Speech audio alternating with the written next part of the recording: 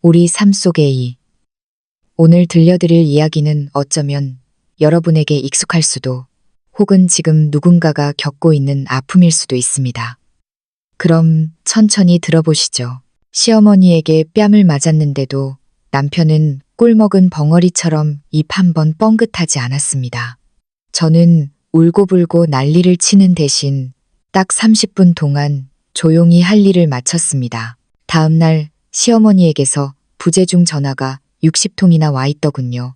그날 밤 시어머니는 공원에서 노숙을 해야 했습니다. 통쾌한 복수극 지금 시작합니다. 결혼 생활 3년, 시댁에서의 삶은 그야말로 숨막히는 감옥 같았습니다. 시집간 며느리치고 잘 살고 싶지 않은 사람이 어디 있겠습니까? 하지만 저의 시어머니 최순자 씨는 저를 눈에 가시처럼 여겼습니다. 사흘이 멀다 하고 트집을 잡았고 달걀에서도 뼈를 추려낼 기세로 저를 괴롭혔죠. 그날 저녁 식탁에는 갈비찜과 시금치 무침 그리고 된장찌개가 올라와 있었습니다. 모두 시어머니가 만든 음식들이었죠. 본래 가족끼리 둘러앉은 저녁 식사는 단란해야 마땅하건만 우리 집 식탁은 1년 내내 얼음장 같았습니다. 젓가락 부딪히는 소리 외에는 시어머니가 툭툭 내뱉는 비아냥거림만이 공기를 채웠습니다. 저는 밥그릇에 코를 박고 고기 반찬은 감히 집을 엄두도 못 낸 채 밥만 깨작거렸습니다. 제가 고기를 싫어해서가 아니었습니다. 시어머니의 그 독수리 같은 눈초리 때문이었죠. 제가 젓가락을 뻗기만 하면 어김없이 비꼬는 소리가 날아왔거든요. 어떤 사람은 굶어 죽은 귀신이 붙었나 밥 처먹는 꼴하고는 이게 누구 돈으로 산 건지 누가 한 건지 먹을 자격이나 있는지 생각도 안 하지. 지난 3년간 귀에 딱지가 않도록 들은 소리라 이제는 무감각해질 법도 했습니다. 그저 고개 숙여 못 들은 척 빨리 밥을 비우고 방으로 도망칠 생각뿐이었습니다. 하지만 제가 아무리 죽은 듯이 있어도 불똥은 튀기 마련이더군요. 한참 밥을 먹는데 시어머니가 갑자기 탁 하고 젓가락을 식탁에 내리꽂았습니다. 그 소리에 놀라 제 손이 떨리면서 밥알이 식탁 위로 흩어졌습니다. 고개를 들어보니 시어머니의 얼굴은 잔뜩 일그러져 있었고 미간에는 깊은 주름이 패어 있었습니다. 그녀는 제 코앞에 삿대질을 하며 퍼부어댔습니다. 너란 년은 알도 못 낳는 암탉이야. 3년 동안 밥만 축내고 애 하나 못 낳으면서 우리 집살이 목구멍으로 넘어가니? 우리 민석이가 눈이 멀어서 너 같은 쓸모없는 물건을 들였지. 에잉 츄츄. 그 말이 얼마나 모욕적인지 굳이 설명하지 않아도 아실 겁니다. 제 얼굴은 순식간에 달아올랐습니다. 부끄러워서가 아니라 억울하고 분해서였죠. 결혼 3년 동안 아이가 안 생기는 게 저 혼자만의 문제인가요? 병원 검사 결과 제 몸은 지극히 정상이었습니다. 문제는 남편인 박민석 씨의 정자 활동성이 현저히 낮다는 데 있었죠. 하지만 저는 그 사실을 입 밖으로 내지 않았습니다. 남편의 자존심을 지켜주기 위해서였고 시어머니가 알게 되면 집안이 뒤집어질까봐 무서웠기 때문입니다. 저는 끓어오르는 화를 억누르며 작은 목소리로 대꾸했습니다. 어머님, 말씀이 너무 심하세요. 아이 문제는 인연이 닿아야. 인연? 무슨 얼어 죽을 인연. 제 말이 채 끝나기도 전에 시어머니는 꼬리 밟힌 고양이처럼 펄쩍 뛰며 일어났습니다. 내 눈엔 네가 일부러 안 낳는 걸로 보여. 우리 박씨 집안대를 끊어놓으려는 거지. 오늘 당장 결판을 내자. 아이를 낳든가 아니면 당장 우리 집에서 꺼져. 변명이라도 해보려 했지만 그럴 틈도 없이 시어머니의 손이 허공을 갈랐습니다. 짝! 제 왼쪽 뺨에 둔탁한 타격음이 울려 퍼졌습니다. 어찌나 세게 때렸는지 뺨이 불에 댄 듯 화끈거렸고 귀에서는 윙윙거리는 이명소리가 들렸습니다. 마치 벌떼가 귓속을 날아다니는 것 같았죠. 눈물이 핑 돌았지만 아픔 때문이 아니었습니다. 시아버지와 남편이 버젓이 보고 있는 앞에서 이런 모욕을 당했다는 사실 때문이었습니다. 저는 얼얼한 뺨을 감싸 쥐고 멍하니 시어머니를 쳐다보았습니다. 그녀는 허리에 손을 얹고 기세등등하게 저를 내려다보며 소리쳤습니다. 뭘 꼬라봐. 내가 널 좀 때리면 어때서? 내 아들도 가만히 있는데 내가 감히 눈을 부라려? 그제야 저는 남편을 돌아보았습니다. 바로 옆자리에 앉아있던 남편, 박민석. 그는 젓가락을 든 채 우물우물 밥을 씹고 있었습니다. 마치 아무것도 보지 못하고 아무것도 듣지 못한 사람처럼 말이죠. 그의 시선은 오로지 밥그릇에만 고정되어 있었고 고개 한 번 들지 않았습니다. 저를 위해 말 한마디 거들어주는 건 고사하고 말이죠.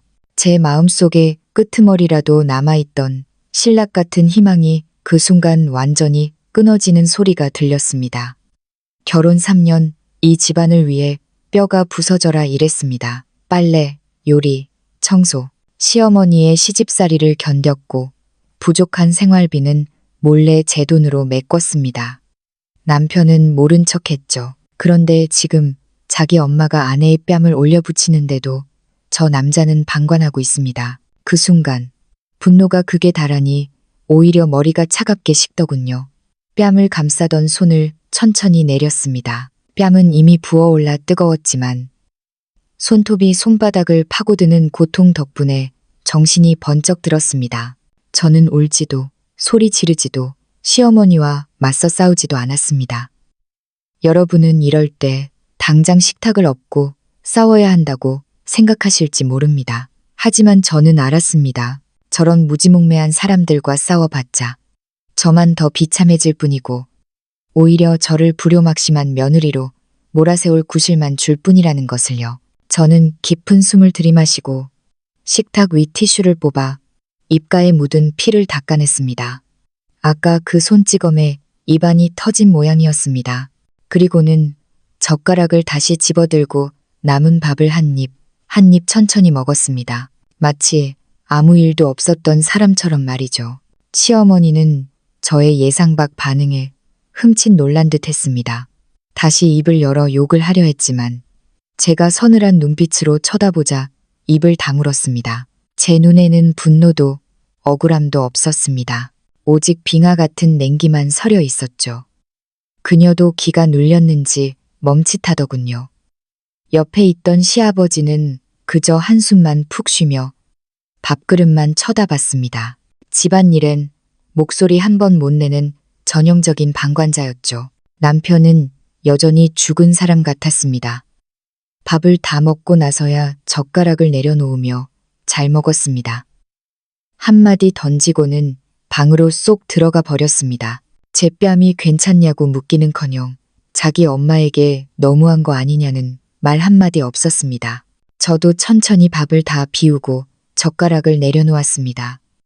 그리고 아주 평온한 목소리로 말했습니다. 어머님, 잘 먹었습니다. 먼저 들어가 볼게요. 그 말을 끝으로 뒤도 돌아보지 않고 방으로 향했습니다. 방문을 닫고 나서야 뺨에 고통이 밀려왔고 귓가의 이명도 멈추지 않았습니다. 하지만 저는 주저앉아 울지 않았습니다. 지금은 슬퍼할 때가 아니었습니다. 이대로 억울하게 당할 수 없었고 더 이상 이 지옥 같은 집구석에서 참고 살 이유도 없었습니다.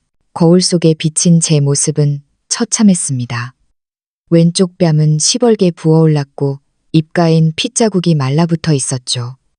하지만 눈빛만은 그 어느 때보다 단호했습니다. 이 한 방의 따귀가 저를 깨웠습니다. 그리고 이 집에 대한 마지막 미련까지 산산조각 냈습니다.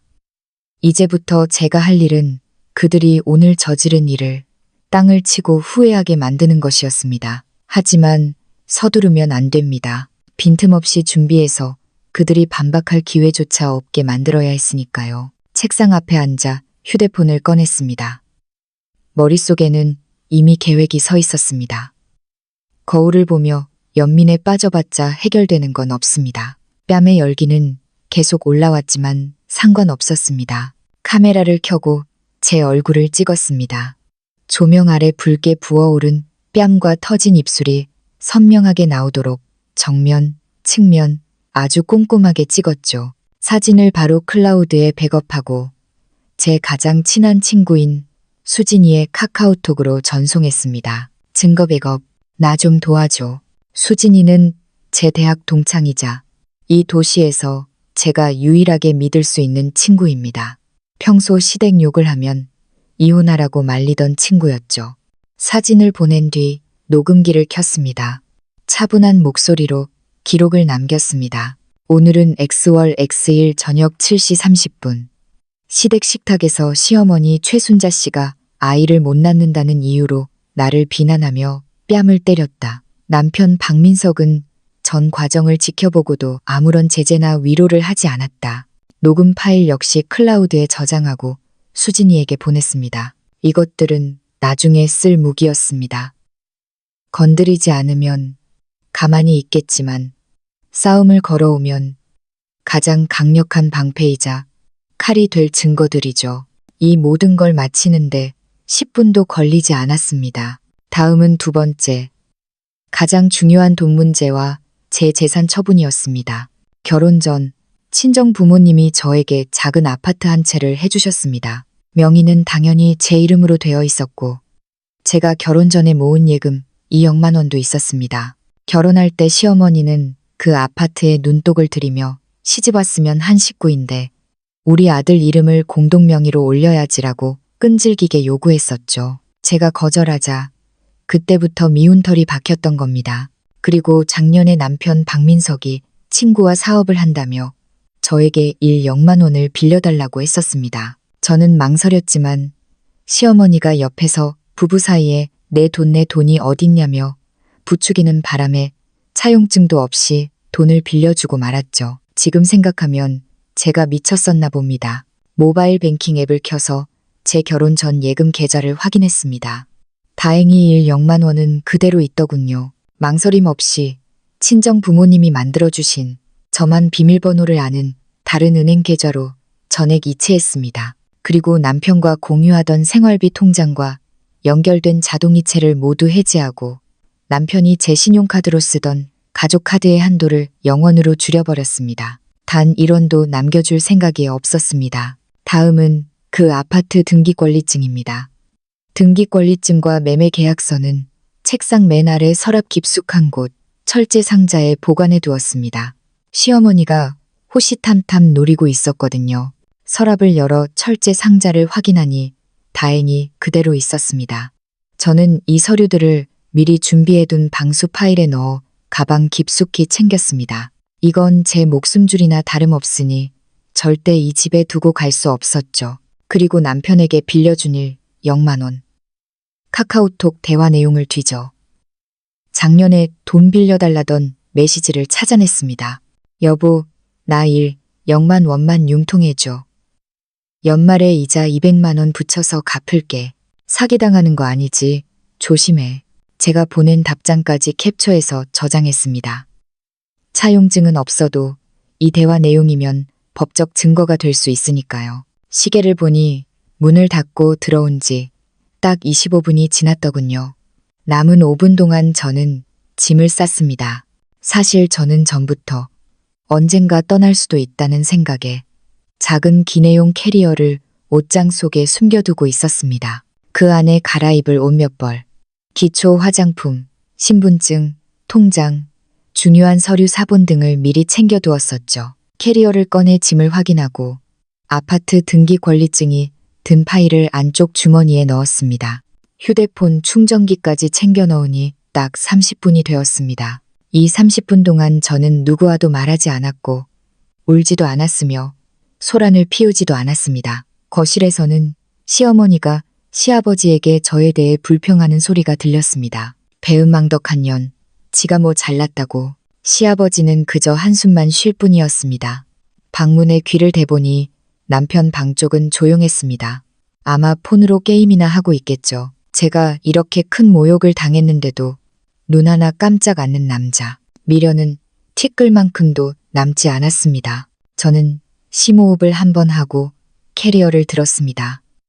문 손잡이를 조용히 돌려 살짝 열었습니다. 거실 불은 켜져 있었고 시어머니는 소파에서 TV를 보며 과일을 깎고 있었습니다. 시아버지는 꾸벅꾸벅 졸고 있었고요. 두 사람 모두 저를 보지 못했습니다. 저는 벽을 타고 살금살금 현관으로 이동했습니다.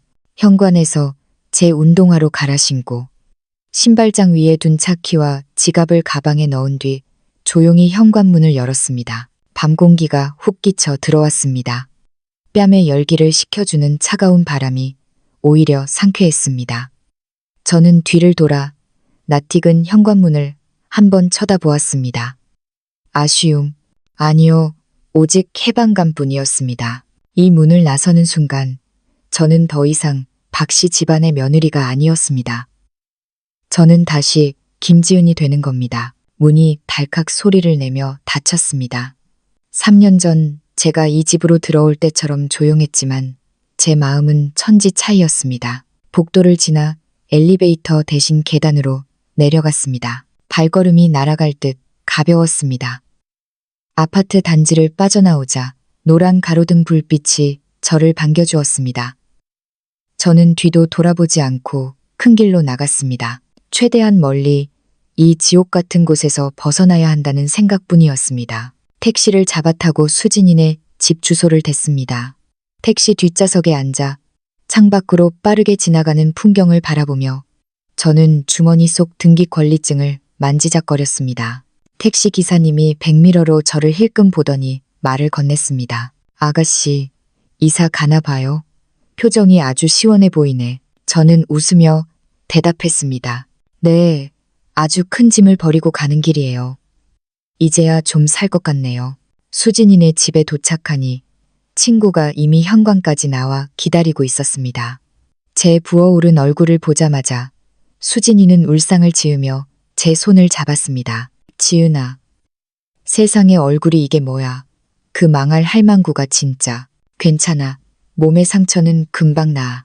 마음의 짐을 덜어내서 오히려 개운해. 수진이의 따뜻한 오피스텔, 향긋한 디퓨저 냄새, 그리고 친구의 걱정 어린 눈빛. 그곳에는 시어머니의 독설도 남편의 냉대도 없었습니다. 저는 그날 밤 수진이와 함께 치킨을 시켜 먹으며 앞으로의 계획을 다듬었습니다. 휴대폰은 이미 방해 금지 모드였지만 화면에는 시어머니와 남편의 부재중 전화가 쌓여가고 있었습니다. 다음 날 아침 시댁은 발칵 뒤집혔습니다. 시어머니 최순자 씨는 늘 그렇듯 새벽 5시에 일어나 아침 준비를 시작했습니다. 평소라면 제가 벌써 일어나 주방에 있었겠지만 그날은 조용했죠. 시어머니는 방문을 벌컥 열어젖히며 소리쳤을 겁니다. 해가 중천에 떴는데 며느리란 게 아직도 자빠져자? 하지만 방은 텅 비어 있었고 침대는 차갑게 식어 있었습니다. 옷장을 열어본 시어머니는 경악했습니다. 제 옷가지와 화장품, 귀중품이 싹 사라진 걸 발견한 거죠. 심지어 화장실에 있던 제 칫솔까지 말입니다. 이 도둑년이, 야, 박민석, 일어나봐. 내 마누라 도망갔다. 자다가 날벼락을 맞은 남편이 눈을 비비며 나왔고 온 집안을 뒤져봤지만 저는 증발한 듯 사라진 뒤였습니다. 시어머니는 곧장 제게 전화를 걸었습니다. 하지만 저는 이미 차단한 상태였죠. 시아버지 폰으로 걸어도 남편 폰으로 걸어도 마찬가지였습니다. 이 배은망덕한 년이 감히 전화를 씹어. 당장 친정으로 쳐들어가자. 그들은 제가 친정으로 갔을 거라 생각했지만 저는 바보가 아닙니다. 친정 부모님께는 미리 전화드려 당분간 여행을 다녀오겠다고 안심시켜둔 상태였죠. 남편 박민석은 다급하게 수진이에게 연락했습니다. 수진이는 저와 미리 입을 맞춘 대로 연기를 했습니다. 어머, 민석 씨. 지은이 어젯밤에 울면서 왔어요. 얼굴이 팅팅 부어서 말도 못하던데 지금은 자요. 당분간 찾지 마세요. 꼴도 보기 싫다니까. 그리고 전화를 뚝 끊어버렸습니다. 그날 오후 남편이 수진이네 오피스텔로 찾아왔습니다. 어떻게 알았냐고요? 예전에 제가 한 번 말한 적이 있거든요. 수진이가 문을 열어주자마자 남편은 거실로 들어와 저를 보고 무릎부터 꿇었습니다. 지은아, 내가 잘못했어. 어제는 너무 당황해서 말이 안 나왔던 거야. 엄마가 때린 건 실수였어. 제발 집으로 가자. 응? 저는 차가운 눈으로 그를 내려다보며 말했습니다. 실수. 3년 동안 내가 당한 게 다 실수야? 내 엄마가 내 뺨을 때릴 때 너 밥 처먹고 있었잖아. 내가 피를 흘리는데도 쳐다도 안 봤지. 이제 와서 잘못했다고. 웃기지 마. 아냐, 진짜야. 내가 엄마한테 따졌어. 다시는 안 그러겠대. 제발. 박민석, 우리 이혼해. 이혼이라는 두 글자가 나오자 남편의 표정이 순식간에 바뀌었습니다. 비굴했던 눈빛이 탐욕스럽게 변하더군요. 이혼? 누구 맘대로? 너 밖에 남자 생겼냐? 그래서 꼬투리 잡고 나가는 거야? 좋아. 이혼해 줄게. 대신 그 아파트는 내 명의로 반넘기고 빌려간 일 0만 원도 내놔. 그거 위자료라고 생각해. 역시나 본색을 드러내는 데는 오랜 시간이 걸리지 않았습니다. 저는 소파 옆에 두었던 서류 봉투를 집어 던졌습니다. 꿈깨. 그 아파트는 우리 부모님이 해주신 내 특유 재산이야. 법적으로 넌 1%도 못 가져가. 그리고 0만 원. 여기 카톡 내용 봐. 네가 빌려달라고 사정해서 준 돈이야. 이것도 내가 소송 걸어서 다 받아낼 거야. 남편의 얼굴이 하얗게 질렸습니다. 제가 이렇게 치밀하게 준비했을 줄은 몰랐겠죠. 그는 씩씩거리며 밖으로 나갔고 곧이어 시어머니에게 전화를 걸어 고자질했습니다. 그날 밤 시어머니 최순자 씨는 수진이네 오피스텔 앞 공원으로 찾아왔습니다. 올라오지는 못하고 밖에서 고래고래 소리를 질렀죠. 김지은, 이 여우 같은 년아. 내 아들 등골 빼먹고 도망가냐. 나와, 당장 나와. 지나가던 사람들이 힐끔거리고 경비 아저씨가 와서 조용히 하라고 경고를 줬지만 막무가내였습니다. 하지만 저는 나가지 않았습니다. 창문 너머로 그 꼴을 지켜보며 따뜻한 유자차를 마셨죠. 날씨는 영하로 떨어졌고 찬 바람이 쌩쌩 불었습니다. 시어머니는 벤치에 앉아 오들오들 떨면서도 도끼를 품고 저를 기다렸습니다. 남편은 옆에서 안절부절 못하며 집에 가자고 했지만 시어머니는 오늘 단판을 짓겠다며 버텼습니다. 결국 그들은 새벽이 되어서야 추위를 이기지 못하고 근처 24시간 찜질방으로 들어갔습니다. 노숙이나 다름없는 꼴이었죠. 다음 날 시어머니는 친척들에게 전화를 돌리기 시작했습니다. 저를 천하의 불효녀, 바람난 며느리로 매도하며 하소연을 했죠. 하지만 반응은 싸늘했습니다. 제가 이미 어젯밤 시댁 고모님과 친척들에게 사진과 녹음 파일을 전부 전송했거든요. 순자 언니, 언니가 며느리 뺨 때렸다며? 녹음 들어보니까 아주 가관이던데. 애가 얼마나 힘들었으면 그랬겠어. 작작 좀 해. 시어머니는 사방이 적으로 변한 걸 깨닫고 멘탈이 붕괴되었습니다. 3일 뒤 저는 카페에서 그들을 만났습니다. 변호사까지 대동할 필요도 없었습니다. 제가 내민 증거들이 너무나 명백했으니까요. 박민석 씨, 그리고 최순자 씨. 여기 진단서, 녹취록, 사진, 그리고 채무 불이행 내역 다 있습니다. 합의 이혼 도장 안 찍으면 바로 가정폭력 및 상해죄로 형사 고소 들어갑니다. 그리고 민사로 위자료 청구 소송도 할 거고요. 민석 씨 회사 감사실에도 이 내용 팩스로 보낼까요? 공기업이라 품위 유지 의무 중요하잖아요. 남편은 사시나무 떨듯 떨었습니다. 회사에 알려지면 끝장이라는 걸 누구보다 잘 알았으니까요. 시어머니는 입을 뻐끔거렸지만 더 이상 큰 소리를 칠 수 없었습니다. 제 눈빛이 살기로 가득했거든요. 결국 그들은 순순히 이혼 서류에 도장을 찍었습니다. 1억만 원은 남편의 퇴직금을 가불해서라도 갚겠다는 각서를 받았고요. 그 후의 이야기는 꽤 통쾌합니다. 소문이 빠른 회사 특성상 남편의 이혼 사유와 가정폭력 사실이 아름아름 퍼졌습니다. 결국 인사 고과에서 최하점을 받고 한직으로 밀려났다가 견디지 못하고 사표를 냈다고 들었습니다. 시어머니는 동네방네 망신을 당해 경로당에도 못 나가고 좁은 빌라에서 백수 아들과 매일 싸우며 지낸다고 하더군요. 서로 내 탓이다 하며 지옥 같은 나날을 보내고 있겠죠. 저는 어떻게 됐냐고요. 이혼 후 저는 수진이와 함께 작은 여성 의류 쇼핑몰을 시작했습니다. 동대문 새벽 시장을 누비며 옷을 떼오고 제가 직접 모델도 하면서요. 뺨 맞던 그날 밤의 도끼가 저를 억척스러운 사장님으로 만들었나 봅니다. 장사는 대박이 났고 저는 제 명의의 아파트를 제 취향대로 싹 리모델링했습니다. 이제 퇴근하고 집에 가면 따뜻한 조명과 제가 좋아하는 음악만이 저를 반깁니다.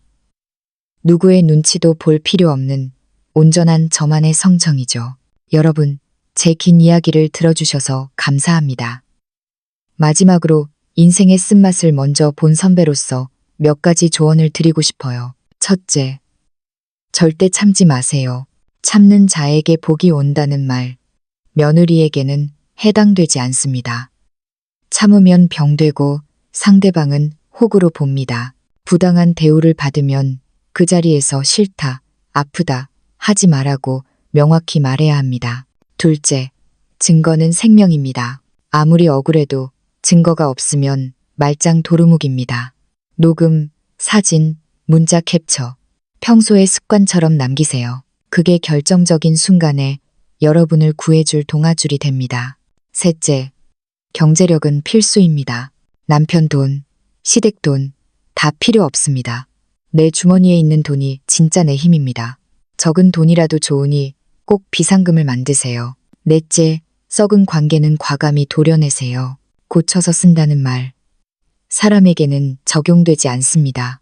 나를 갉아먹는 관계라면 그게 가족이든 친구든 과감하게 끊어내세요. 혼자 사는 게 지옥에서 사는 것보다 100배 낫습니다. 지금 혹시 힘든 시간을 보내고 계신 분이 있다면 제 이야기가 작은 용기가 되었으면 좋겠습니다. 당신은 충분히 사랑받을 자격이 있고 행복해질 권리가 있습니다. 부디 자신을 가장 아껴주세요. 그럼 저는 이만 가게 문을 열러 가봐야겠네요. 오늘도 따뜻하고 당당한 하루 보내시길 바랍니다. 감사합니다.